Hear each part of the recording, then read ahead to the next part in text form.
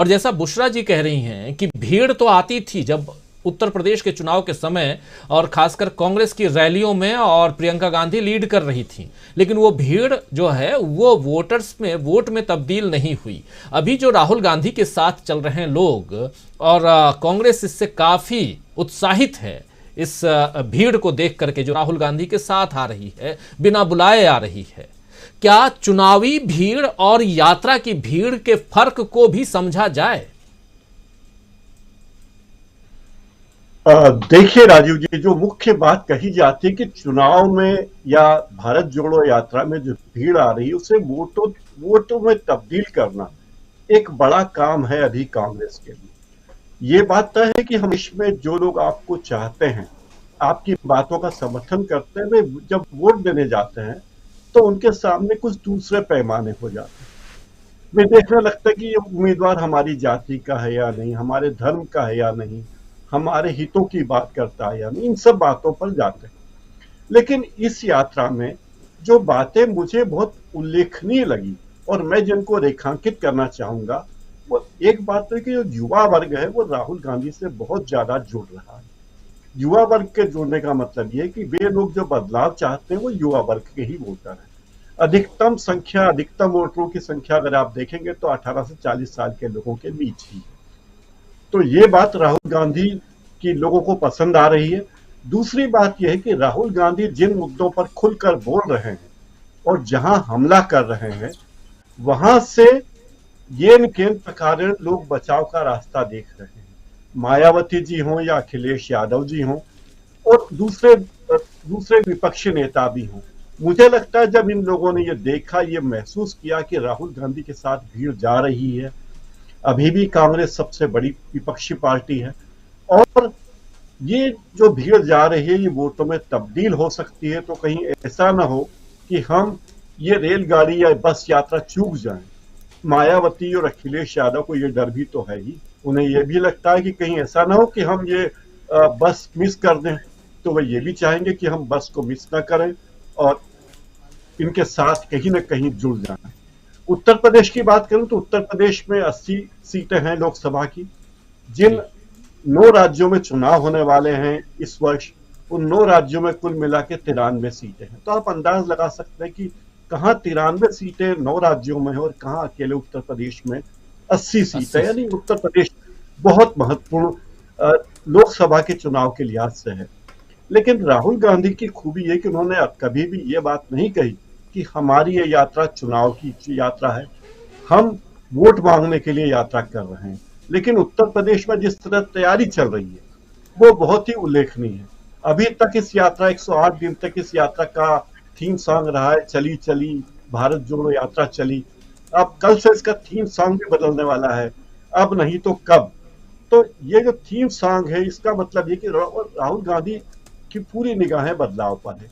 जो आक्षेप राहुल गांधी पर लगते रहे, राहुल गांधी ने बड़ी ईमानदारी से कहा कि मेरे गुरु जैसे हैं आरएसएस और बीजेपी, मुझे बताते हैं कि मुझे क्या करना चाहिए।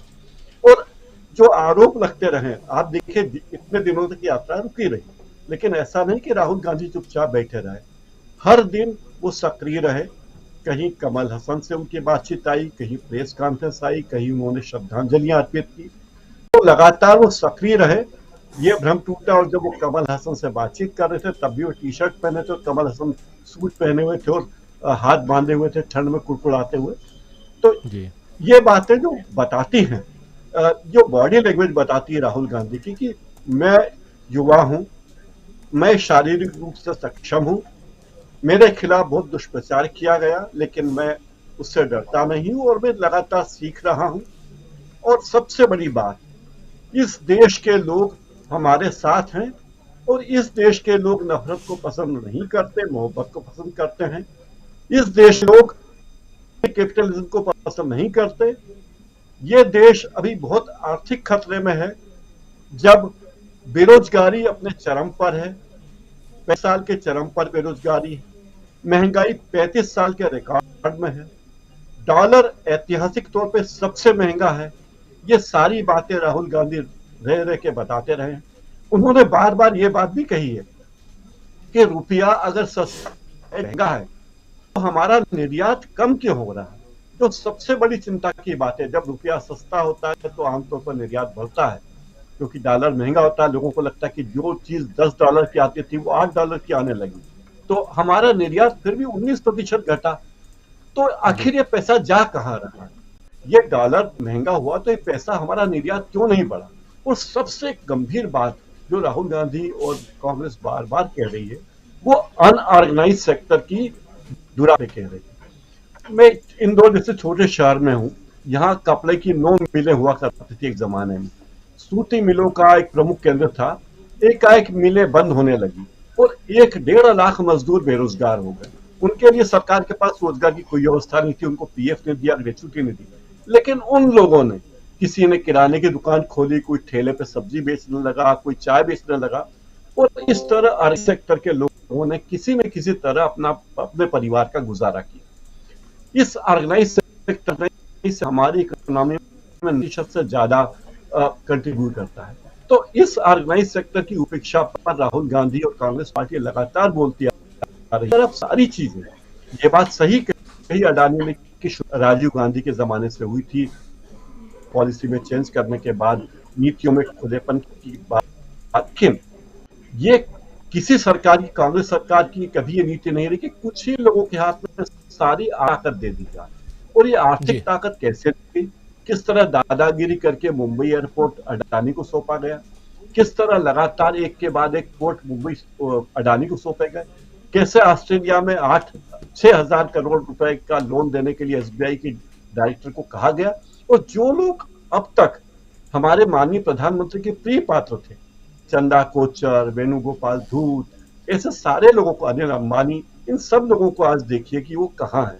तो कांग्रेस बार बार बता रही कि हमारी आर्थिक नीतियां ठीक नहीं है, देश सही दिशा में नहीं जा रहा है, नफरत फैला रहे हैं और इसके दूरगामी परिणाम होंगे। ये तो एक मुद्दा। दूसरी बात, राहुल गांधी बार बार कह रहे हैं कि चीन के खतरे को आप नजरअंदाज मत कीजिए, और अब चीन और पाकिस्तान एक हो गए तो हमारा खतरा बढ़ गया है। चीन चारों तरफ से भारत को घेरने के लिए कोशिश कर रहा है। नेपाल, श्रीलंका, अफगानिस्तान, पाकिस्तान, बांग्लादेश, सब तरफ से वो किसी न किसी तरह घेरने की कोशिश कर रहा है। तो इन सब बातों की ओर राहुल गांधी ध्यान दिला रहे हैं। मतलब वो बताते हैं कि हमारे पास सीधी नीतियां हैं, हमारे पास वैकल्पिक नीतियां हैं और हम इस देश को बहुत अच्छा चला सकते हैं।